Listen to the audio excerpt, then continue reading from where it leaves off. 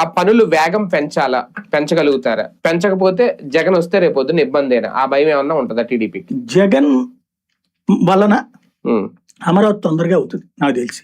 అదే అంటున్నాను, ఈ 3 ఏళ్లలో పూర్తి చేసేస్తాడు దాదాపుగా. మెయిన్ చేసేసి ఇనాగ్రేషన్ చేసుకుని వెళ్ళి కూర్చుంటారు.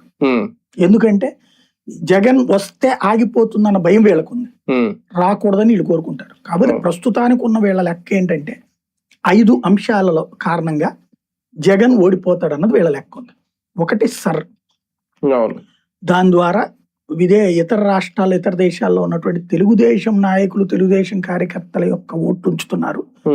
వైసీపీ వాళ్ళకి సంబంధించిన ఇతర రాష్ట్రాలు అయితే ఇక్కడ వాళ్ళే తీయరు, ఇతర రాష్ట్రాలు ఇతర దేశాల్లో ఉన్నటువంటి వాళ్ళ ఓట్లని తీసేస్తారు. కనీసం అదొక 30-40 లక్షలు కొడతారు.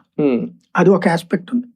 రెండోది వచ్చేటప్పటికి మన చేతిలో ఉన్న మీడియా, సోషల్ మీడియా, వీటి ద్వారా రాజధానికి వ్యతిరేకం, ఇతను వస్తే నాశనం అనేటటువంటిది ఆ ఎకో సిస్టమ్ ప్రాపగాండా నడుస్తుంటది.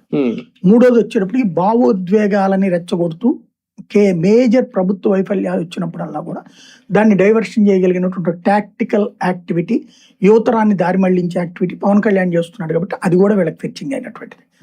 నాలుగోది వచ్చేటప్పటికి కూటమిగానే ఉంటారు, బలంగానే ఉంటారు కాబట్టి గ్యారంటీ విజయం సాధిస్తామని. ఇంకోటి సంక్షేమ పథకాలని ఇప్పుడు మాక్సిమం ఆపేశారు, పరిమితంగా నడిపిస్తున్నారు. లాస్ట్ ఎందుకు అని చెప్తున్నారంటే జగన్ దగ్గర జగన్ అంతా ఆర్థిక విధ్వంసం చేసేసాడు కాబట్టి మేము అది సంపాదిస్తున్నాం అంటే ఇప్పుడు మాట మార్చారు. సంపాదన పెంచామని.